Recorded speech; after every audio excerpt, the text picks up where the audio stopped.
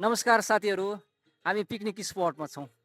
मैले देखाइरहेको मेरो प्यारो भाइ विश्वभूषण तामाङ इङ्ग्लिस डिपार्टमेन्टको सर। हाम्रो आज पिएमएसका टिचरहरू पिकनिक खेल्न यहाँ आएका छौँ। भाइ, हामीले यो पिकनिक स्पटबारे थुप्रै कुराहरू गऱ्यौँ। हामीले यति बताइदिनु हाम्रा प्रिय विद्यार्थी साथीहरूलाई, हामी पिकनिक विशेष गरेर यो वर्षमा एकपल्ट होइन, डिसेम्बर जनवरीमा विशेष खेल्ने गर्छौँ। र पिकनिक खेल्दा के हुन्छ र पिकनिकको महत्त्व किन छ हामीलाई, त्यतिबारे कुरा गर्दा कस्तो होला? ल भाइ, यो पक्रेर गरिदिउँ त भाइ, लु। हुन्छ, धन्यवाद राजीव सर।